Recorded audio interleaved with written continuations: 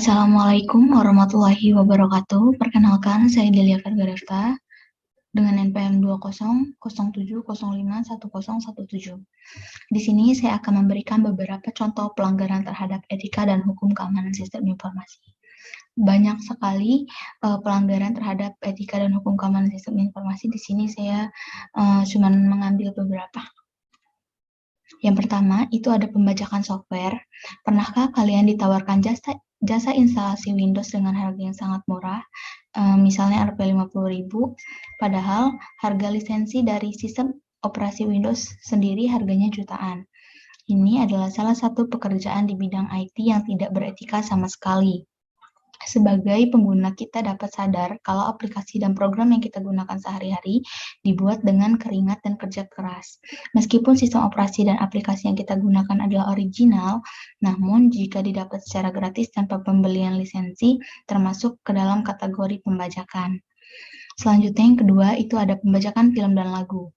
Pernahkah kalian mendownload film atau lagu atau anime secara gratis? Hati-hati, itu termasuk salah satu dari pelanggaran hak cipta. Mengambil file berhak cipta tanpa membayar suatu uang kepada pemilik hak cipta yang sah, termasuk ke dalam tindak pencurian.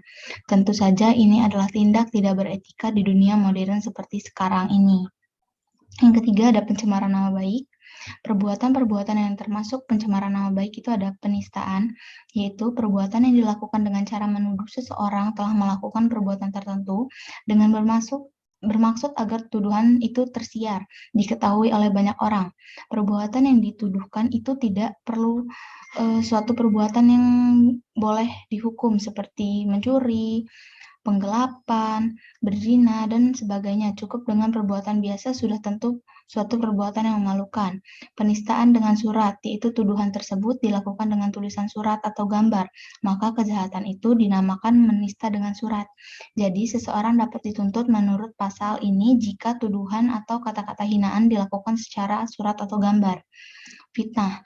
Fitnah adalah kejahatan menista atau menista dengan tulisan dalam hal ketika ia diizinkan untuk membuktikan bahwa tuduhannya itu untuk membela kepentingan umum atau membela diri.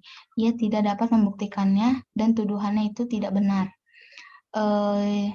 Yang ketiga itu ada penyebaran berita hoaks. Berita hoaks semakin cepat menyebar belakangan ini dikarenakan teknologi informasi yang semakin berkembang dan mudah diakses oleh siapa saja. Pembuatan berita palsu ini telah menyalahgunakan etika dan profesi sebagai penulis berita. Sebagai pembaca, kita harus lebih cerdas dalam memilih informasi dan jangan menyebarkan informasi yang belum jelas kebenarannya.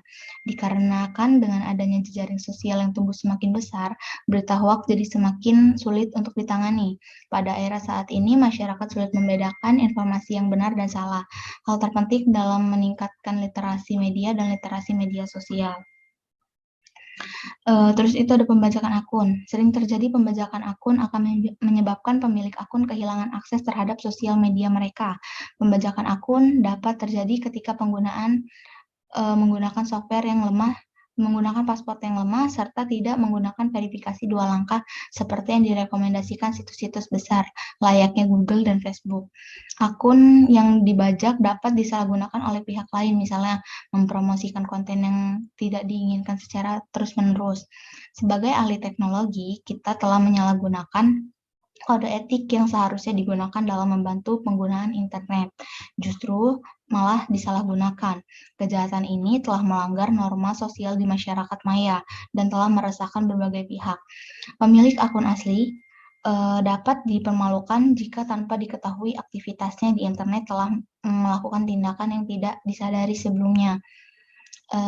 Terus itu yang terakhir ada bully. Bully adalah penggunaan kekerasan, ancaman, atau pemaksaan untuk menyalahgunakan, mengintimidasi, atau secara agresif mendominasi orang lain. Perilaku itu sering diulang dan kebiasaan. Salah satu prasyarat penting adalah persepsi oleh pengganggu atau orang lain, tentang ketidakseimbangan kekuatan sosial atau fisik yang membedakan intimidasi dari konflik.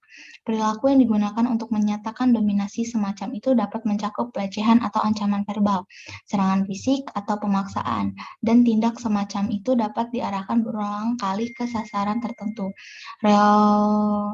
Rasionalisasi perilaku semacam itu terkadang mencakup perbedaan kelas sosial, ras, agama, jenis kelamin, orientasi seksual, penampilan, perilaku, bahasa tubuh, kepribadian, reputasi, garis keturunan, kekuatan, ukuran, dan kemampuan. Jika bullying dilakukan oleh sebuah kelompok, itu disebut mobbing.